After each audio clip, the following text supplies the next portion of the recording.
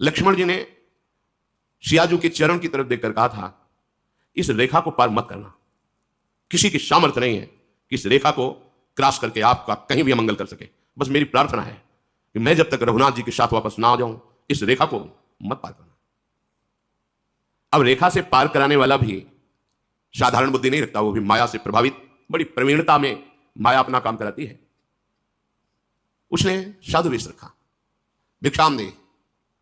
अवतिथि धर्म लागू होता है, कुटिया में है, फल मूल रखे हुए, संत कह रहा है भिक्षाम दे, अंबा है जगत की, करुणामयी है, फल लिया, लो। नहीं, ये बंधन युक्त भिक्षा है। ये जो रेखा खिंची हुई है, इसके बाहर आकर आप हमें भिक्षा अगर देना चाहते तो दीजिए। उस धूर्त विचार की सामर्थ्य नहीं थी कि अंदर प्रवेश कर सके। सहज स्वभाव करुणामयी अपहरण कर लेगा। गुरुजनों के वाक्य, शास्त्र वाक्य, ये लक्ष्मण रेखा है, चिल्लाते रहते हैं, मानो मेरी बात, मानो मेरी बात। वो इसलिए नहीं कि हम बहुत बड़े गुरु हैं, बहुत बड़े सिद्ध हैं, नहीं, संतों की जूठन खाई है, बात समझा है, मानो। अगर मान लोगे तो तुम्हें घसीट नहीं पाएगा कोई, और नहीं माना तो फिर केवल विलाप ही हाथ में रहेगा, मिलाप से तो बहुत दूर हो जाएंगे।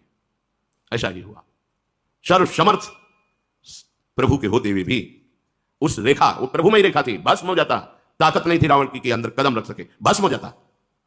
ऐसे ही गुरु वचनों पर चल भस्म हो जाएगी माया, तुम्हें छू नहीं सकती, फिर आप रेखा पार कर देते हैं। यह दृढ़ निष्ठा होनी चाहिए कि अगर गुरु ने रेखा खींच दी, वचन बोल दिया है, तो भगवान भी कहेंगे तो जब तक गुरु आज्ञा नहीं करेंगे हम ये बात उनका अनादर करके उल्लंघन नहीं करेंगे। जीत गए। जहां हम मनमानी आचरण करते हैं, आज्ञा उल्लंघन करते हैं, निश्चित समझ लो आप में सामर्थ्य नहीं कि एक कदम परमार्थ चल सके। ये परमार्थ है। हम कितना भी नीचे उतर करके आपको उठाना चाहें, आप नहीं उठ पाएंगे।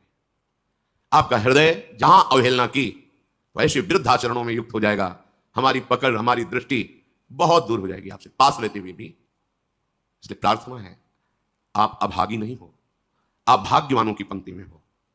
जिन भोगों को संसार के भ्रमित जीव भोग कर गर्व कर रहे हैं, उन भोगों से प्रभु ने तुम्हें बचा लिया है। अब उनकी तरफ मत झांको। हृदय में विश्वास करो तो इसी जन्म में हमारा काम बन जाएगा। नहीं, जन्मना मरना या विनाशी शरीर नहीं। अभी तो तुम जवान हो, स्वस्थ हो, तुम्हें प्रमाद घेर रहा है। आगे आगे ऐसे भयानक रोग होंगे तुम्हारे शरीर में, ऐसी भयानक परिस्थितियां आएंगी, जीना मुश्किल हो जाएगा। अगर भगवत आश्रय लिए है तो कोहरे जैसा एक क्षण में वायु आएगी, हट गया कोहरा, फिर निर्मल। अपना सर्वनाश करने से आप अपने आप को बचा लीजिए।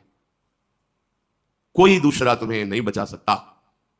तुम बच तभी सकते हो जब आप वचन का पालन करो।